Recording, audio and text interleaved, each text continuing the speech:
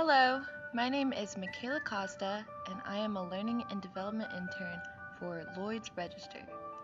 Today, I will be answering the question, how to be a trainer.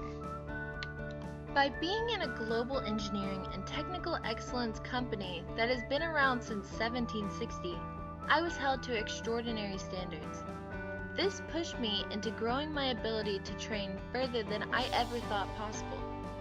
So I'll be explaining the ways I have learned how to train in my internship. This involves many steps, but the two basic functions are facilitation and instructional design. When it comes to training, there are actually many principles that you need to keep in mind. The very first and most important thing you need to understand is that your job is to ensure a transfer of knowledge and development of skills. In order to do this, you have to make your material suitable for all learning types. This includes verbal, visual, and physical learners. They all need to benefit from you. For visual learners, you can include a picture that represents what you're trying to say so they can actually channel in the information visually. For verbal learners, there needs to be sounds. The information needs to be explained to them in detail, and this sometimes even involves music. And for physical learners, you will need to include some sort of hands-on activity so they can get the chance to actually act out what they are learning. It can even help to keep a ball or a toy of some kind on their tables so they have something to do during the course.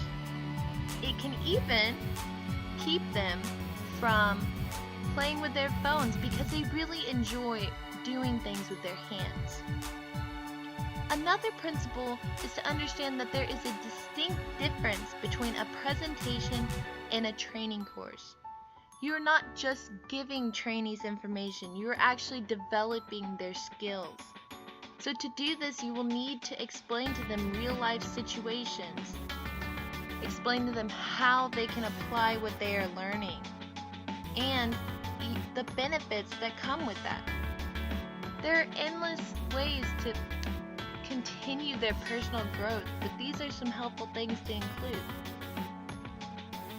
So I had to develop a plan to learn how to make these principles a reality. My first instinct was to follow a presentation style, but my supervisor quickly explained to me the difference. My plan involved breaking down my training so that it was worth the time of my trainees. My supervisor went over the things I had to do for my instructional design function, and these included building a PowerPoint. Each slide needed to only have 6 words and 6 bullets maximum on every slide. When you go over that, there's too much information being placed on one slide, and this will exceed highlighting your key points. Every title and paragraph needs to be aligned perfectly so that the PowerPoint is visually appealing. And there needs to be a picture that corresponds with the information on every slide. In the beginning of the PowerPoint, have objectives so that people know where they're going and what they're going to be introduced to. For every new bullet, have an animation. You can use Appear, it's actually the most effective. And lastly, plenty of interactive activities so people can practice what they have learned. So, these were the basic things I needed for my training course to work, for my instructional design to work. Now, all I had to do was learn how to master it to the best of my abilities. So I had to collect information from experts. I needed their feedback because I am only one perspective, and I needed the perspective of those around me. I also watched how my supervisor did it. I participated in many of her courses and observed her talent. And I even read articles to find more efficient ways to facilitate. TED Talks was actually part of my long commutes every day. There's so much information being given by professionals on human resource development, and it is free for everyone. You just have to go on YouTube. And finally, after all of this and plenty of practice, I reached a point where I could comfortably facilitate and design. The information I gathered from these sources gave me the knowledge and skills that I needed. So I built my PowerPoint multiple times and revised it multiple times. I allowed myself to notice every detail.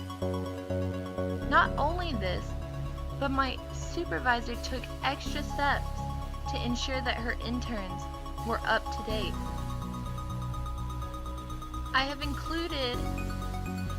I've given you all a copy of my PowerPoint that I actually made. So, just by practicing and learning, I have gained so much. So, whenever it came to presenting my PowerPoint, I taught my program for 2 hours, and there was a lot of room prep involved as well. You have to have participant guides for every person at their seats. Have materials such as pens and pencils available, and even the ball that I've told you about for the physical learners. Make sure that your room is in chevron form. This means having every table at a diagonal so that they can all see the board and not cover each other. So, whenever I gave this training program, it was my very first time, and I did what I believed was great. But like I said, this was not the end, because I needed other people's opinions as well. I gave out evaluations and received great feedback. I have passed them all out, and you can see them on your table. And if I was to teach this course again, I would look over this feedback and these evaluations, and I would know exactly where to improve and keep improving. I was complimented many times, and it really gave me confidence. So this is what I have learned about being a trainer. You cannot just present the material and expect people to learn. You have to do a lot of hard work and give it your all. Every person is there to learn from you.